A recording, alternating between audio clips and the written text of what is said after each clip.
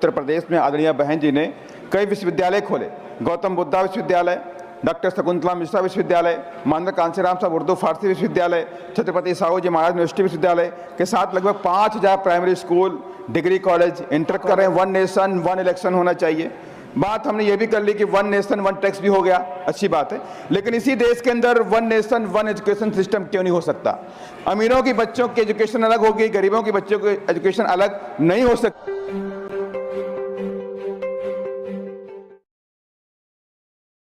Shri Ram ji 3 minutes. धन्यवाद मान्यवर कि आपने मुझे शिक्षा मंत्रालय के कार्यक्रम परिचर्चा पर बोलने का अवसर दिया। साथ ही मैं आभार व्यक्त करता हूं अपनी पार्टी की मुखिया आदरणीय बहन कुमारी मायावती जी का, जिन्होंने अपने 4 बार के शासनकाल में उत्तर प्रदेश को शिक्षा के क्षेत्र में अग्रणी बनाया। और साथ ही मैं नमन करूंगा सामाजिक परिवर्तन और शिक्षा के महानायक महात्मा ज्योतिबा फूले और भारत रत्न बाबा साहब डॉक्टर अम्बेडकर को। मानवर, शिक्षा ही व्यक्ति के व्यक्तित्व का निर्माण करती है और शिक्षा ही देश का भी निर्माण करती है। मानवर, बहुजन महापुरुषों में महात्मा फूले का बड़ा योगदान शिक्षा के लिए है। देश में लड़कियों और दलितों के लिए 1848 और 1852 में स्कूल खोले और 1882 में हंटर कमीशन के सामने मांग करी free education for all in India. वहीं बाबा साहब डॉक्टर अम्बेडकर ने भी 20 जून 1946 को से बात नहीं करें, सुने, सोसाइटी बनाकर के सिद्धार्थ कॉलेज आर्ट्स कॉमर्स और साइंस मुंबई में खोलने का काम किया और अपने उपदेशों में कहा भी, एजुकेट योरसेल्फ। बाबा साहब और महात्मा फूले की विचारधारा पर चलकर उत्तर प्रदेश में आदरणीय बहन जी ने कई विश्वविद्यालय खोले। गौतम बुद्धा विश्वविद्यालय, डॉक्टर शकुंतला मिश्रा विश्वविद्यालय, मानव कांशीराम साहब उर्दू फारसी विश्वविद्यालय, छत्रपति साहू जी महाराज यूनिवर्सिटी विश्वविद्यालय के साथ लगभग 5000 primary school, degree college, inter college, ITI college, engineering college और मेडिकल कॉलेज भी खोलने का काम किया। साथ ही गरीब बच्चों को 0 फीस पर एडमिशन का आदेश देकर सुनिश्चित भी किया। आज तक देश में उत्तर प्रदेश पहला राज्य बना जहां पर 0 फीस पर एडमिशन गरीब बच्चों को दिए गए।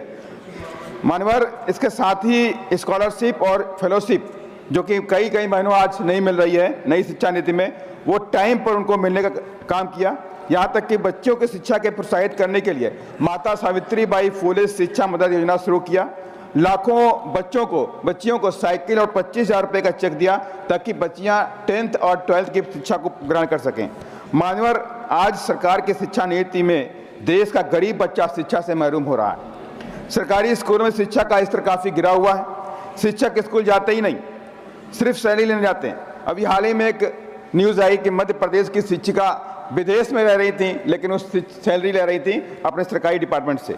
माननीय, मैं सरकार से कहना चाहता हूं आपके माध्यम से, स्कूलों में परफॉर्मेंस बेस्ड प्रमोशन शिक्षकों का तय करना चाहिए। अगर आपकी परफॉर्मेंस नहीं है स्कूल की अच्छी है तो आपका प्रमोशन नहीं होना चाहिए। क्योंकि अभी हाल ही में आपने देखा भी मानवर कि दूसरी तरफ प्राइवेट स्कूल भी देखिए, प्राइवेट स्कूलों में भी फीस इतनी बढ़ी हुई है कि गरीब आदमी, मिडिल फैमिली प्राइवेट स्कूलों की फीस अफोर्ड नहीं कर सकता। अगर कर भी लिया तो उनके कोर्सेस इतने ज़्यादा कॉस्टली होते हैं, महंगे होते हैं कि वो बच्चे सोच भी नहीं सकते कि अपने स्कूल में पढ़ाने की बात करें। महोदय मान्यवर, आपके देश के अंदर हम बात कर रहे हैं वन नेशन वन इलेक्शन होना चाहिए। बात हमने ये भी कर ली कि वन नेशन वन टैक्स भी हो गया, अच्छी बात है, लेकिन इसी देश के अंदर one nation one education system क्यों नहीं हो सकता? अमीरों की बच्चों की एजुकेशन अलग होगी, गरीबों की बच्चों की एजुकेशन अलग नहीं हो सकती। ये देश भारत जो संविधान चलता है, इस पर भी सरकार को विचार करना चाहिए। साथ ही मैं लास्ट में खत्म कर रहा हूँ, मौखिक परीक्षा और वाइवा से पूरी तरह से खत्म करनी चाहिए, क्योंकि इसमें तमाम द्रोणाचार पद्धति के टीचर लोग दलितों, पिछड़ों, आदिवासी बच्चों के साथ में अन्यायपूर्ण दुर्भाव करते हैं। IIT, IIM मेडिकल कॉलेजेस के अंदर संस्थानों के अंदर गरीब बच्चों की शिक्षा फ्री कर देनी चाहिए ताकि इनके बच्चे पढ़ाई पूरी कर सके, क्योंकि तमाम SC, ST, OBC के बच्चों को शिक्षा से महरूम होना पड़ रहा है। राइट टू एजुकेशन, अभी हमारे कई साथियों ने बोला, बस 30 सेकंड। राइट टू एजुकेशन को सरकार को कड़ाई से पालन करना चाहिए ताकि देश में गरीबों के बच्चे भी वहां पढ़ सकें।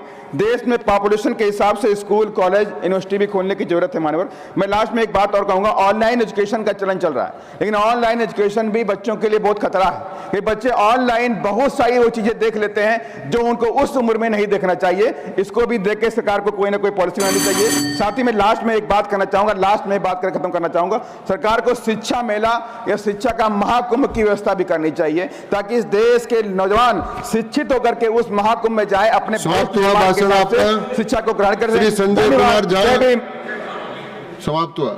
DNN हिंदी को सब्सक्राइब करने के लिए दबाएं लाल रंग का सब्सक्राइब बटन और घंटी का बटन दबाकर ऑल नोटिफिकेशन पर क्लिक करें।